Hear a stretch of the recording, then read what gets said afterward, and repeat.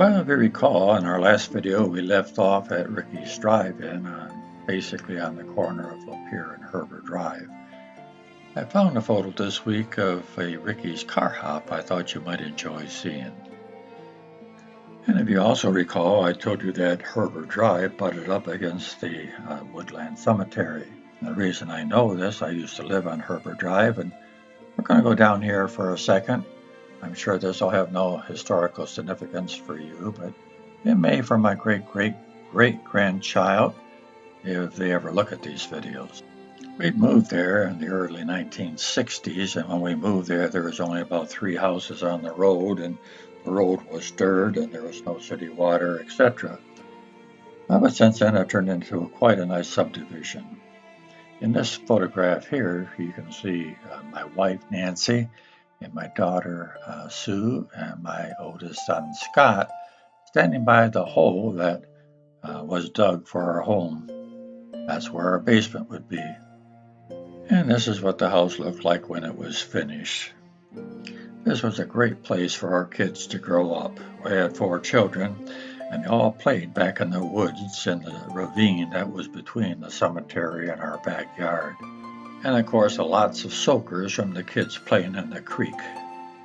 A neighborhood that had good neighbors and good friends. We really hated to leave there, but in our old age, we had to move closer to our children.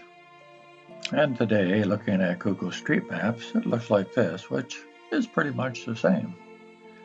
I get a kick out of this big tree you see in our front yard.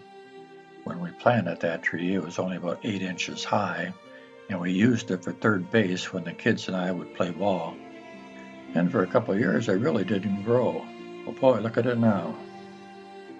All right, let's go back to Lapeer Avenue. We're looking here at the corner of Michigan Road. This would be the southeast corner of Michigan Road and Lapeer Avenue. As we go up in our satellite view, as we look down on it, we see there's a driveway going from Michigan Road to Lapeer Avenue. And that stretch of land in between the roads was where the Allendale School used to be. And here you see a photograph of that school. And as we zoom out here, we see one of the classes that was there in 1962-63.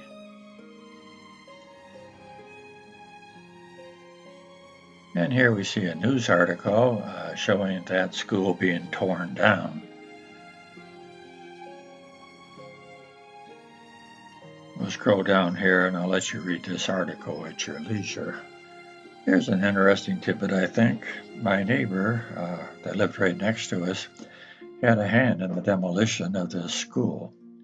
He wanted to build another house to sell, and so he took all the lumber and everything back from that school, and he stored it in his backyard. Where did he store it? Well, if you look at this photograph here, you can see my house on the right with the gazebo behind it, and his house was on the left, and he had a beautiful pool that our kids swim in many, many times and actually learn how to swim there. But that's where he stored all that wood. He put it in the pool. No swimming during that period of time. I forgot to mention, there was no water in the pool when he stored it. All right, back out on Lapeer Avenue, going west, we come to Beach Road, and on the corner of Beach Road and Lapeer, we see this building here, which is Voight's Party Store. Today, it looks like this, but originally, it looked like this. Not referred to as a party store back then, but a country store, complete with gas pumps out front. Continuing west on Lapeer, we get to the 4900 block of Lapeer Road and 4941 Lapeer Road to be exact. Today it looks like this, but at one time this is where the Countryside Inn was. The signage says Countryside Inn Dinners. As we go a little further west down Lapeer Road, we come to the KOA campground, and today is quite a complex, but at one time this was called the Crazy Horse Campground. As we go farther west down Lapeer Road, we come to Wadhams Road, and I'd be remiss if I didn't Cover some of the changes that Wadham's bridge has seen over the years. Today it looks like this, more of a highway than a bridge really. And a few years ago it looked like this, a little bit more like a bridge. Today this is looking from the opposite direction toward Lapeer Avenue. And about almost 90 years ago, this is what they looked like back then. Taken about 1930, and you can see it's a dirt road. You can see the hill going up toward Lapeer Avenue, or Lapeer Road, I should say. It's hard to see the bridge, but the old iron bridge you can see right here as I zoom in on it.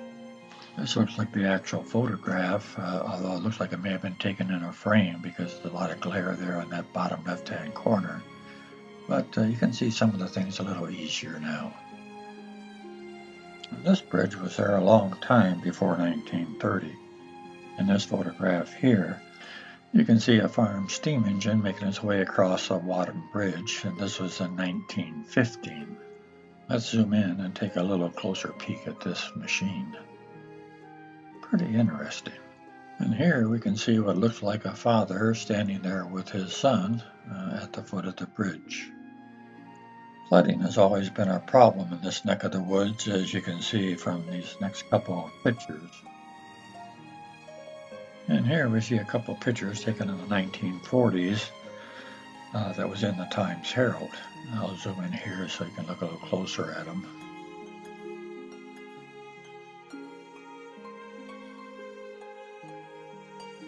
In this photograph here, I think we have the worst case of flooding I've seen in that area. I'm not sure when this photograph was taken. All right, time to move on.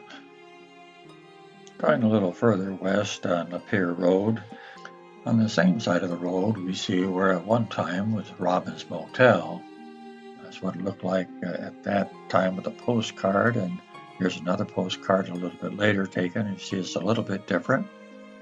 And today it looks like this. It's now called the Blue Water Motel. Just a couple doors west of the motel, we find the Pioneer Restaurant and Bar. But it didn't always look like this. At one time, it looked like this.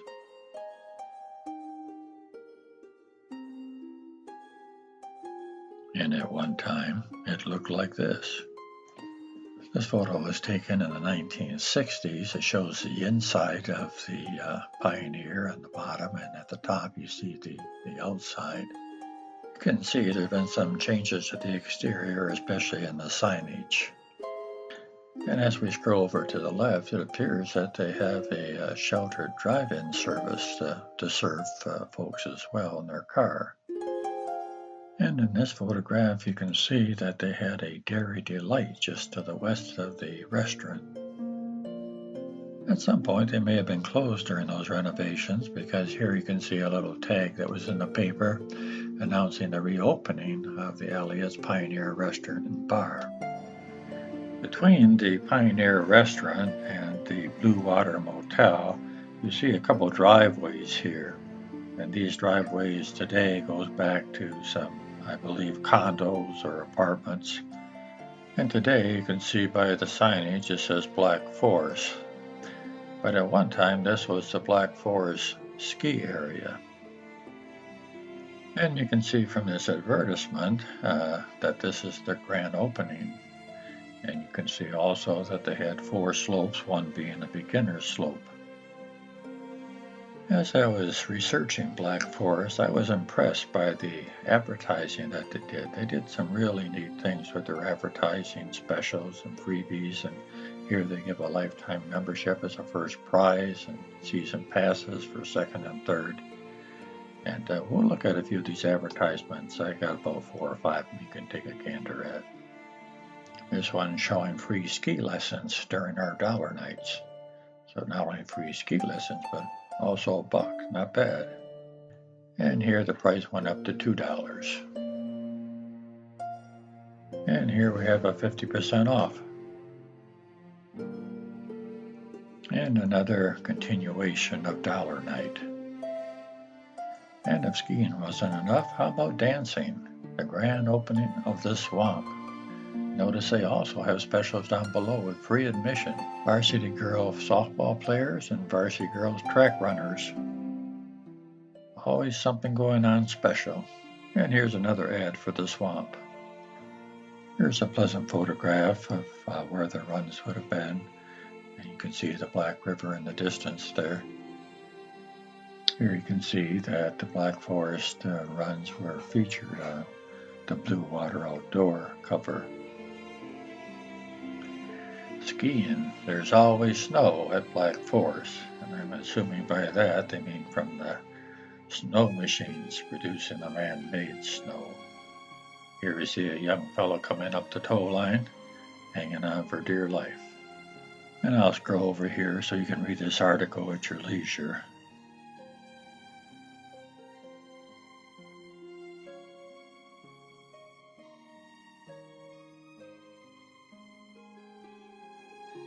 This gives us a pretty good look at the Black Forest ski area.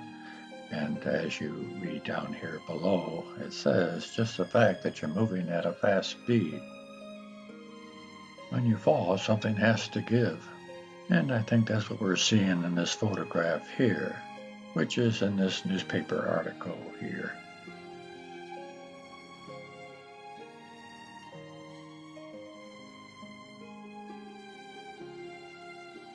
And here we have a color photograph. I'm not sure what he's doing. These next two segments show photographs. You can't actually read the article, but it gives you an idea. There's some interesting pictures here, as you will see. This is a right and left page article that you just can't piece together, but you get the idea of it, and gives you some pictures that give you a little better idea of what that ski area was like. Here's something you don't see every day, skiing on grass.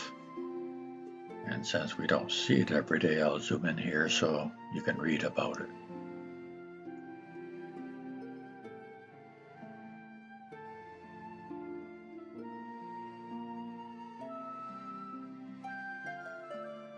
They say a picture's worth 1,000 words. Well, a video must be worth 2,000 words. I just happened to find a home video from the Ken Maxim family that was posted by David Shannon Boyd, and gives us a really good look at what the Black Forest ski area looked like.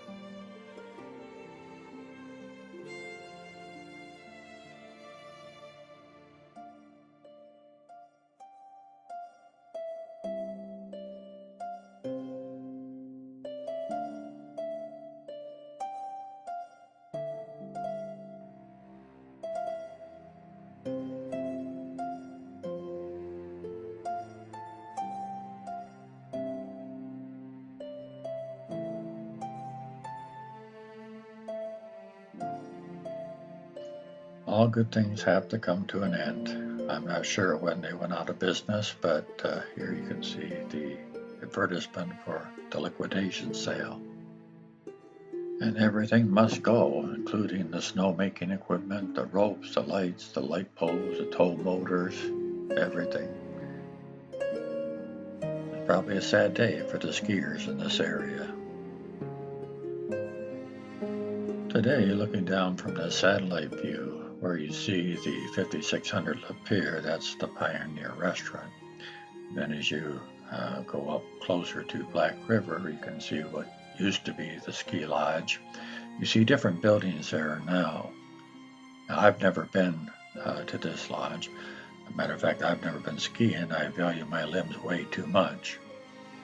As you drive into the ski area today, the lodge has been replaced by condos and apartments. This is the view from the balcony from one of these units, and you can see the hills are pretty much overgrown now, nothing like it used to be, but I'm told that there's still the telephone pole that has the pulleys with the tow rope down there someplace, and the water pipes for the snowmaking machine are still there. Well, that pretty well concludes the Black Forest ski area. But I have a little bonus for you. On that same video we just looked at, there was another clip of the motorcycle races that used to be on Black River down by the bypass. And I thought you might enjoy seeing that as well.